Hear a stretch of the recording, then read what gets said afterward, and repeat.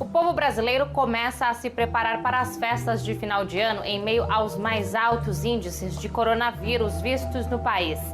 Voltamos aos picos de infecção e mortes observados em julho e em setembro. Na entrevista central, o médico e ex-ministro da Saúde, Arthur Quioro, avalia a irresponsabilidade do governo em relação à vacinação e acende um sinal de alerta para as festas que se aproximam. E nossa reportagem mostra por que a infecção por coronavírus entre jovens está aumentando nesse momento da pandemia. Eu sou Pamela Oliveira e você acompanha a Central do Brasil. Central do Brasil. Há uma semana da noite de Natal, movimentos reforçam a importância das contribuições solidárias e também fazem um convite para atividades simbólicas e celebrativas de final de ano. Vamos acompanhar a mensagem de Roberto Rocha, do Movimento Nacional de Catadores. Embarque imediato. Eu queria vir aqui convidar a todos e a todas para mais uma celebração natalina dos catadores e catadoras de materiais recicláveis, que acontecerá nesse dia 18, próxima sexta-feira, a partir das 14 horas aí, uma celebração aí que vamos ter muita mística, muita interação, teremos muitos depoimentos, será um momento muito de confraternização e também de solidariedade a esse ano difícil para a nossa categoria de catadores e catadoras de material reciclável aí nesse momento da pandemia, que ficamos sem o nosso sustento, mas também tivemos aí muita gente boa, muitos apoiadores. A onda de privatizações está mirando estatais que fornecem serviços básicos como luz, água e tratamento de esgoto. A venda pode resultar no encarecimento das contas e em problemas nos serviços. Em nível federal, o processo privatista ficou empacado, com muitos leilões adiados ou cancelados. Nos estados, a situação é diferente. Vamos para a reportagem de Afonso Bezerra. Trilhos do Brasil. O processo de privatização de empresas e companhias estaduais avança, repleto de manobras jurídicas e políticas, com o processo de sucateamento do patrimônio público e a exclusão da participação popular nas decisões. No Distrito Federal, a Companhia Energética de Brasília, a SEB, oficializou esta semana o leilão da distribuidora. Quem venceu o processo foi a Bahia Geração de Energia, do grupo espanhol Neoenergia. João Carlos, do Sindicato dos Urbanitários, denuncia a falta de transparência do processo. É que querem privatizar a concessionária sem passar pelo parlamento, sem passar por uma aprovação de lei do parlamento local da Câmara Legislativa, apesar da lei orgânica do Distrito Federal, que é a Constituição aqui do DF, prevê que para privatizar tem que passar por lei. No Rio Grande do Sul, outra privatização está em curso. É a venda da Companhia Estadual de Energia Elétrica. O edital foi publicado esta semana. Numa manobra jurídica, o governo do estado abriu mão de receber o débito em relação ao ICMS para poder viabilizar a venda da companhia. César Borges, do Sindicato dos Técnicos Industriais, esclarece a estratégia e mostra como o estado sairá no prejuízo.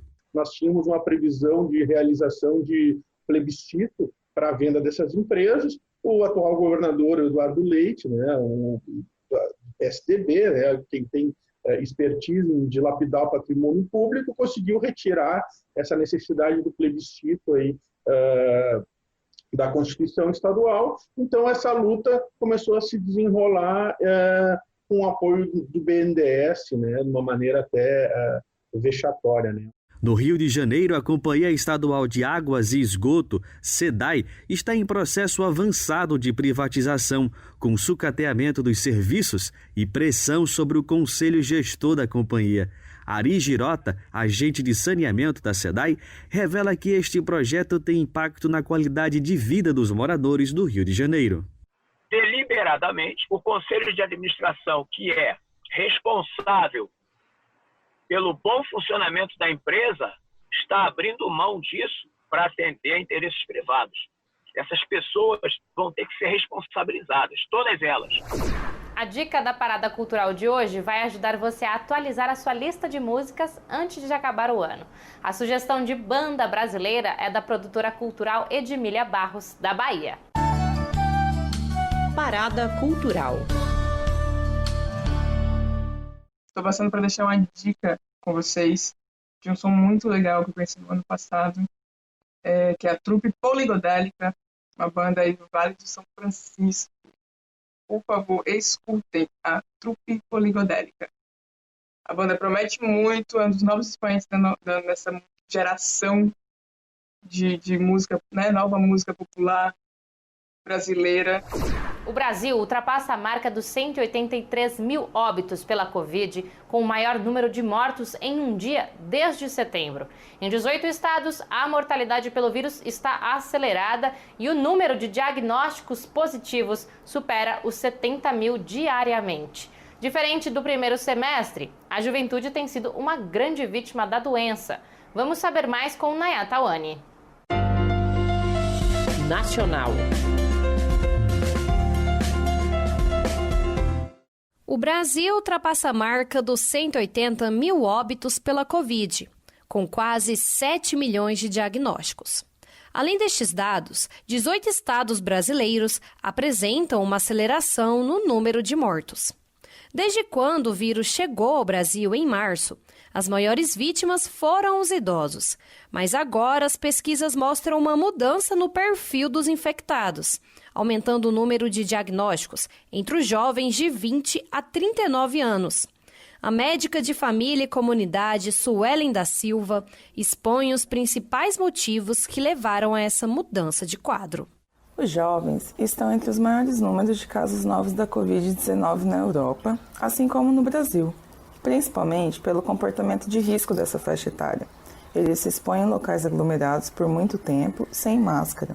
Em São Paulo, uma das capitais que concentram a maioria dos casos do país, o percentual de jovens infectados pelo vírus representa 40% dos casos, segundo dados da Secretaria Estadual de Saúde.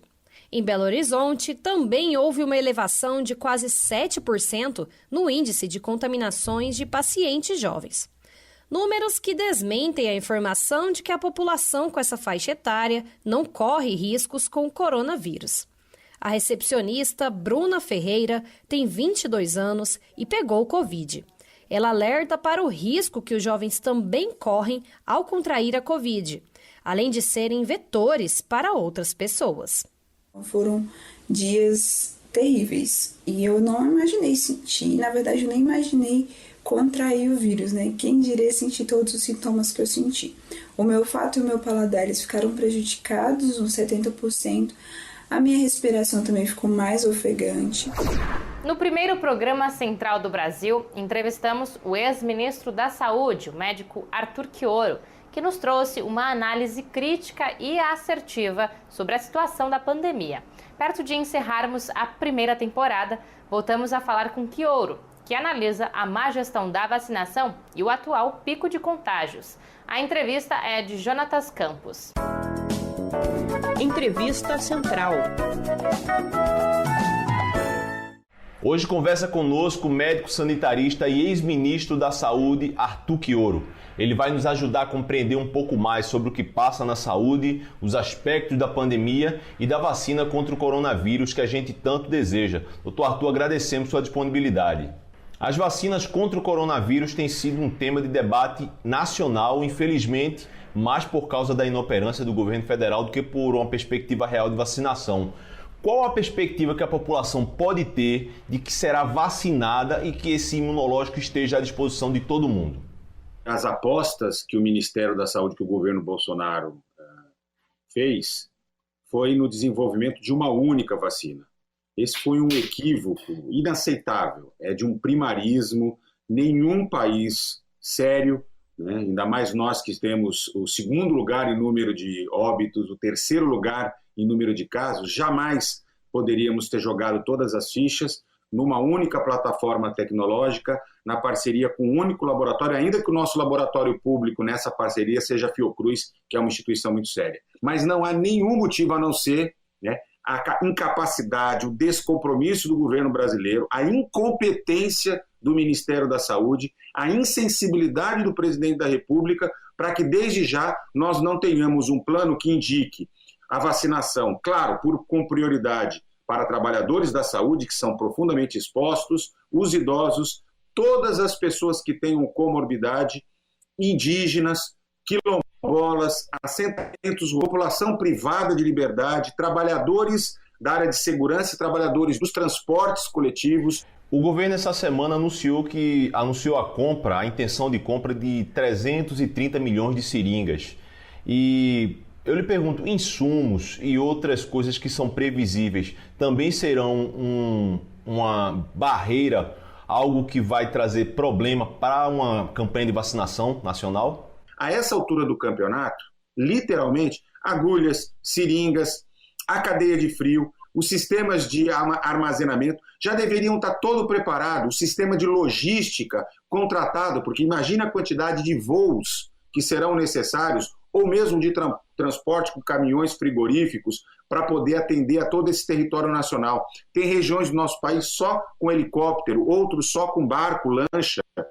Né? A diversidade do território nacional é muito grande. Agora, o que mais me espanta nesse anúncio do governo é que ele confirma que ele não está prevendo vacina para todos.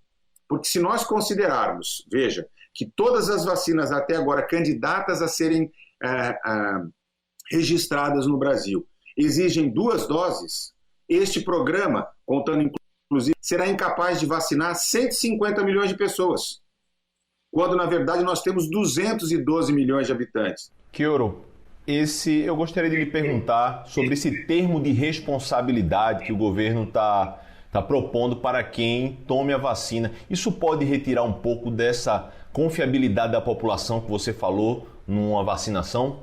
O Zé Gotinha é um patrimônio da sociedade brasileira, né? Gerações e gerações conviveram, viveram, tiveram suas vidas protegidas. Nós conseguimos erradicar a poliomielite, o sarampo, caminhamos para a erradicação de várias outras doenças, diminuímos a mortalidade infantil, a mortalidade materna, a mortalidade por tétano, graças à vacinação. Nunca, jamais se pediu um termo de responsabilidade. Por quê? Porque ao fazer uma ação coletiva, se pressupõe que a maior autoridade sanitária que faz a aquisição das vacinas, lógico, no caso o Ministério da Saúde, tem a garantia técnica da segurança e da eficácia desse produto. Portanto, são os estados.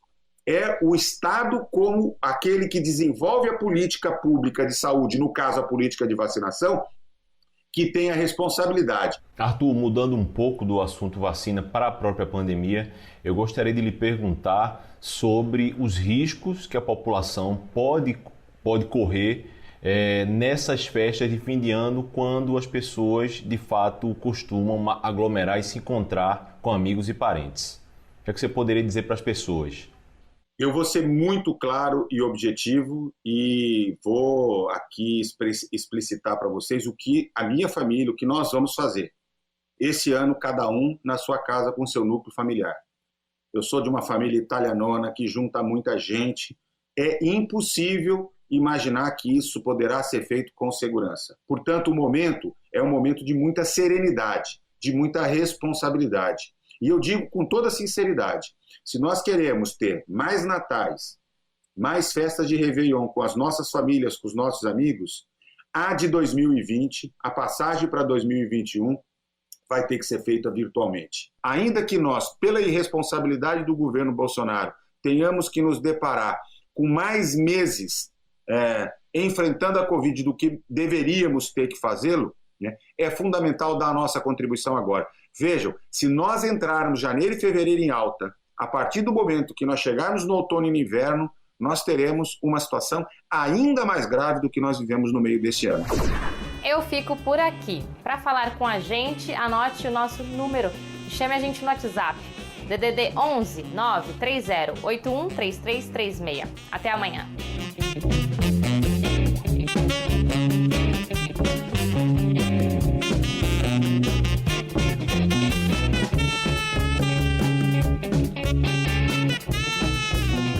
Central do Brasil, a rede de comunicação dos movimentos populares.